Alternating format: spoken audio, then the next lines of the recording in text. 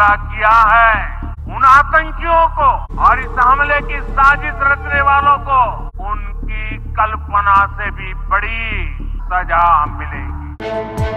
ভারত শাসিত কাশ্মীরে বন্দুকধারীদের হামলার পর পাকিস্তান ও ভারতের মধ্যে সম্পর্কের চরম অবনতি হয়েছে। উভয় দেশই পাল্টাপাল্টি কিছু পদক্ষেপ নিয়েছে। কাশ্মীরি ব্রাদারন পাকিস্তান হামেশা জিন্দাবাদ, যার মধ্যে ভারতের পক্ষ থেকে সিন্ধু নদের পানি চুক্তি বাতিল অন্যতম। জবাবে পাকিস্তান পূর্ণ শক্তি দিয়ে এর জবাব দেওয়ার হুঁশিয়ারি দিয়েছে। পাল্টাপাল্টি এসব পদক্ষেপে সামরিক উত্তেজনা বাড়ছে। বিশ্লেষকরা বলছে পাকিস্তান তার পানির ন্যায্য হিসাব নিশ্চিত করতে পারমাণবিক অস্ত্র ব্যবহার করতে পারে। শুক্রবার এক প্রতিবেদনে এই তথ্য জানিয়েছে পাকিস্তানি সংবাদ মাধ্যম এক্সপ্রেস ট্রিবিউন। সংবাদ মাধ্যমটি বলছে ভারতের জম্মু ও কাশ্মীরের পেহেলগামে পর্যটকদের উপর ভয়াবহ হামলার পরিপ্রেক্ষিতে ভারত একতরফাভাবে সিন্ধু পানি চুক্তি স্থগিত করার সিদ্ধান্ত নিয়েছে।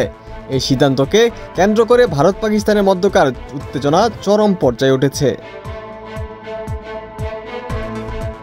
এদিকে পাকিস্তান হুঁশিয়ারি দিয়েছে চুক্তি অনুযায়ী নিজেদের পানির প্রবাহ বন্ধ বা সরিয়ে দেওয়ার যে কোনো চেষ্টা যুদ্ধ ঘোষণার শামিল হবে এবং তার জবাব দেওয়া হবে পরমাণু শক্তি দিয়ে। কাশ্মীরের পেহেলগাঁওয়ে ভারতীয় পর্যটকদের হত্যার ঘটনায় যে কোনো সময় ভারতীয় সেনাবাহিনী পাকিস্তানে হামলা চালাতে পারে বলে আশঙ্কা করছে দেশটির অনেক সামরিক কর্মকর্তা ও নিরাপত্তা বিশ্লেষক। তবে পাকিস্তানি কর্মকর্তারা জানিয়েছে সত্যি এমন কিছু ঘটে সেক্ষেত্রে পাকিস্তান পাল্টা জবাব দিতে প্রস্তুত আছে।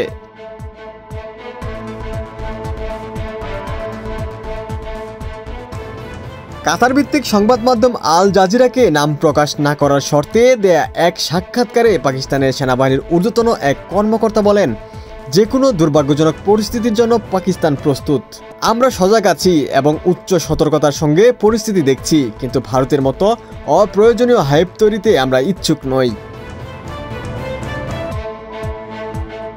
পাকিস্তানের জাতীয় নিরাপত্তা পরিষদ বৃহস্পতিবার এক বিবৃতিতে জানায়, পানি হচ্ছে দেশের জীবনরেখা, যা 24 কোটিরও বেশি মানুষের অস্তিত্বের সঙ্গে জড়িত। তাই পানির প্রবাহ বন্ধ করা হলে যুদ্ধ হিসেবে বিবেচিত হবে এবং এর জবাবে পাকিস্তান সামরিক শক্তি প্রয়োগ করতেও দ্বিধা করবে না।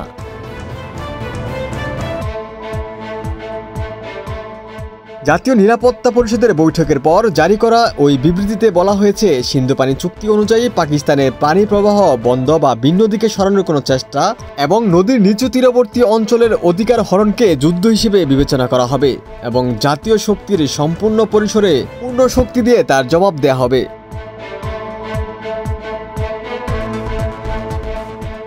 প্রতিরক্ষা বিশ্লেষকরা বলছেন, ভারত যদি পাকিস্তানের পানির প্রবাহ থামাতে কোনো জলাধার বা বাঁধ নির্মাণ করে তাহলে পাকিস্তান সেই স্থাপনাগুলো পুরোপুরি যুদ্ধ শক্তি দিয়ে ধ্বংস করে দেবে, এমনকি তা পরমাণু হামলা করে হলেও।